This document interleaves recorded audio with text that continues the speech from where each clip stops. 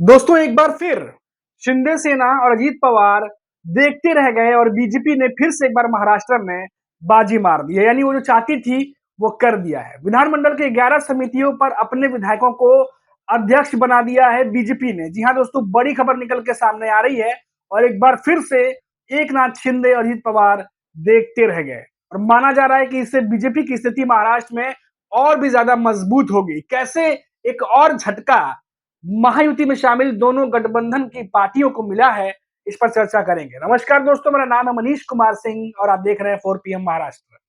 दोस्तों आपको बता दें कि बीजेपी ने एक समिति बनाई थी और उस समिति में शामिल हुए थे देवेंद्र फडणवीस और बीजेपी के प्रदेश अध्यक्ष चंद्रशेखर बावनकुले, मंत्री रवि चौहान और रणधीर सावरकर।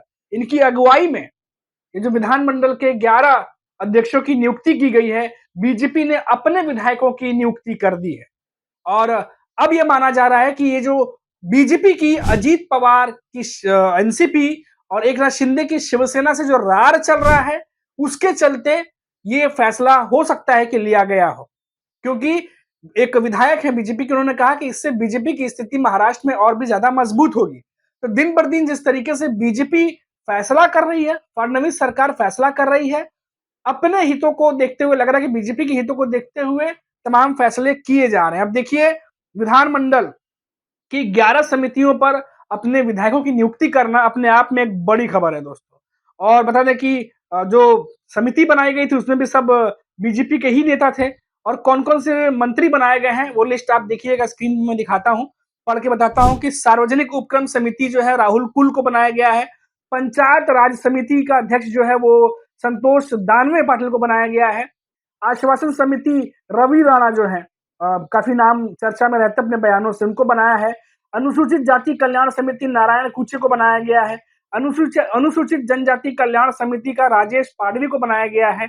और महिला हक और कल्याण समिति मोनिका राजे को बनाया गया है, राजले को। और इतर पिछड़ा वर्ग कल्याण समिति का किशन कथोरे को बनाया गया है। मराठी भाषा समिति अतुल भातखलकर को बनाया गया है, कांदीवली से विधायक भी हैं भारतीय जनता पार्टी से। विशेष हक समिति राम कदम को बनाया गया है। धर्मादय निजी अस्पताल जांच समिति का नमिता मुंदटा को बनाया गया है। विधायक निवास व्यवस्था समिति सचिन कल्याण शेट्टी को बनाया गया है। तो बीजेपी ने अपने 11 मंत्रियों को, जिनको कोई मंत्रिमंडल में जगह नहीं मिली थी, उन्हें, उन विधायकों को इस विधानमंडल की समिति में अध्यक्ष बना दिया गया। अब इसे एक बड़े झटके के तौर पे देखा जा रहा है कि बीजेपी ने एक और बड़ा फैसला किया है। और जिस तरीके से आपको पता होगा कि बीच में प्रभारी मंत्रियों को लेके बहस चल रही थी और शिंदे सेना जो है और एकनाथ शिंदे नाराज थे कि उनके मंत्रियों को कंसीडर नहीं किया गया। और रायगढ़ से अदिति तटकरे को बनाया गया जो कि अजीत पवार की एनसीपी से थी, और नासिक से बीजेपी ने अपने मंत्री को बनाया। हालांकि विरोध के चलते उस पर स्टे लगा दिया गया, अब वापस से चुना जाएगा कि किसे बनाना, लेकिन फैसला अब तक नहीं हो पाया है। और अब देखिए ऐसे में फैसला आता है कि फिर से एक बार विधानमंडल के 11 अध्यक्षों की समिति जो बनाई गई है 11 मंत्रियों की, वो सब के सब बीजेपी से है। इसके अलावा देखिए दोस्तों, जैसे हमने आपको पहले बताया, निजी सचिव बिना मुख्यमंत्री के कार्यालय के अप्रूवल के कोई भी मंत्री अपना निजी सचिव नहीं रख सकता, जिसको लेकर के एकनाथ शिंदे के नेता और अजीत पवार के जो नेता है वो नाराज चल रहे हैं। और एक खबर आ रही है दोस्तों ये, क्योंकि इन दोनों ही पार्टियों की रार बीजेपी के साथ इन दिनों बढ़ी हुई है। अजीत पवार की एनसीपी के भी रिश्ते जो है थोड़े से बिगड़े हुए नजर आते हैं बीजेपी के साथ, और एकनाथ शिंदे की तो आपको खबर लगातार मिलती ही रहती है।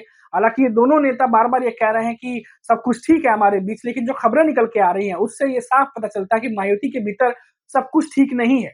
अब अजीत पवार हैं, वो अपना कुनबा और बढ़ाना चाहते हैं। अजीत पवार अपनी एनसीपी को और मजबूत करना चाहते हैं, और ऐसे में वो शरद पवार की एनसीपी के कई नेताओं को अपने पार्टी में लाना चाहते हैं। लेकिन अब यहाँ दिक्कत ये है कि अजीत पवार लाना तो चाहते हैं और शरद पवार की पार्टी के कुछ नेता आना भी चाहते हैं, ऐसी भी खबरें हैं। लेकिन खुद अजीत पवार की एनसीपी में इसका विरोध बढ़ गया और महायुति के भीतर भी विरोध बढ़ गया है, क्योंकि विधानसभा चुनाव में ये वो नेता हैं जो विधानसभा चुनाव में महायुति के खिलाफ लड़े थे और महायुति को कमजोर करने की कोशिश की गई थी, ऐसा कहा जा रहा है।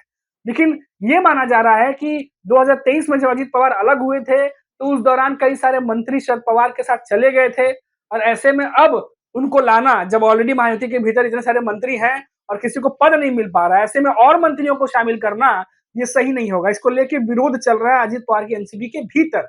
लेकिन सबके बीच में अजीत पवार ये चाहते हैं कि नई मंत्रियों को लाया जाए। और कुछ ऐसे मंत्री हैं जो काफी पकड़ मजबूत रखते हैं, लेकिन इन सबको करने के लिए अजीत पवार को भी भारी विरोध का सामना करना पड़ रहा है, ऐसी भी खबरें आ रही है और महायुति के भीतर ही विरोध हो रहा है। अब नेता जो 2023 में अजीत पवार के साथ आए थे ख्वाब लेकर के, जो 2024 में जीतने के बाद भी कुछ नेता मंत्री नहीं बन पाए और पद कम है, मंत्री ज्यादा है, क्योंकि 41 विधायक अजीत पवार के पास है, 132 बीजेपी के पास है, 57 जो है वो एकनाथ शिंदे के पास है, सभी को मंत्री बनाया नहीं जा सकता। और ऐसे में और नेताओं को शामिल करना, अब महायुति के नेताओं को लग रहा है कि हमारा हक भी जा सकता है और इसीलिए शायद ये विरोध हो रहा हो।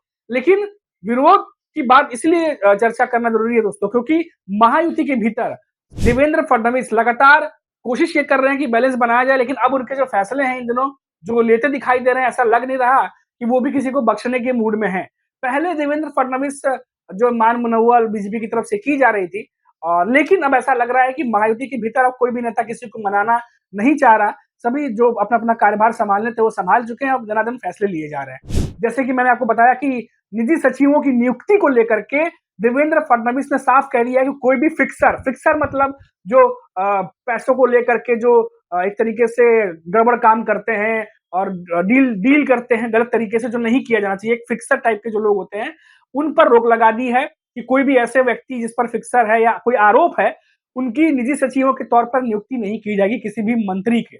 और इस फैसले पर जो है कई नेता नाराज भी हुए हैं, क्योंकि वो अपने पसंद की निजी सचिव रखना चाहते थे, लेकिन अब वो नहीं रख पा रहे, क्योंकि मुख्यमंत्री कार्यालय से जब तक आदेश नहीं आता है कि हाँ इनको अप्रूवल नहीं मिलता, तब तक कोई भी मंत्री रख नहीं सकता। यानी जो चाबी है जो निजी सचिवों की कि कौन रहेगा कौन नहीं, वो मुख्यमंत्री देवेंद्र फडणवीस ने अपने पास ही रखी है।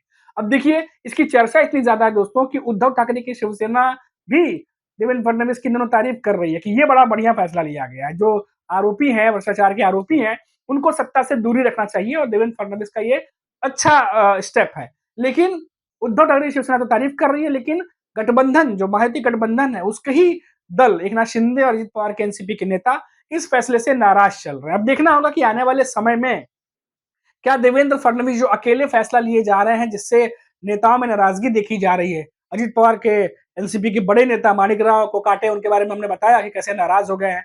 उधर एकनाथ शिंदे के नेता भी ये कह रहे हैं कि हमारी आजादी छीनी जा रही है, हम फैसला नहीं ले पाएंगे, निजी सचिव अगर हम अपने पसंद का अपने सहयोगी भी नहीं रख पाएंगे तो फिर किस बात के मंत्री। तो ऐसी सब बातें होने लगी हैं। अब देखते हैं कि आने वाले समय में देवेंद्र फडणवीस और कौन कौन से ऐसे फैसले लेते हैं जो महायुति के नेताओं को नागवार गुजरती है। अभी तो जो मैंने आपको खबर बताई कि बीजेपी ने जिस तरीके से 132 विधायक जीतने के बाद जिस तरीके से अपने मंत्रियों को ज्यादा पद दिया है, चाहे वो सीएम बनाने से लेकर अब तक की जर्नी रही है बीजेपी की, ज्यादातर जगहों पर अपने ही नेताओं को बनाया है। और इनका कहना भी है कि क्योंकि हमारे विधायक सबसे ज्यादा हैं, तो ऐसे में बीजेपी भी मान रही है, जो खबरें आ रही हैं कि उनके विधायक सबसे ज्यादा है, इसीलिए उनके विधायकों को मौका मिलना चाहिए इन पदों पर, और इसीलिए ये नियुक्ति की गई है। और आने वाले समय में खुद इसका अनाउंस जो है एकनाथ शिंदे और अजित पवार भी कर देंगे, ऐसा बीजेपी की तरफ से कहना है।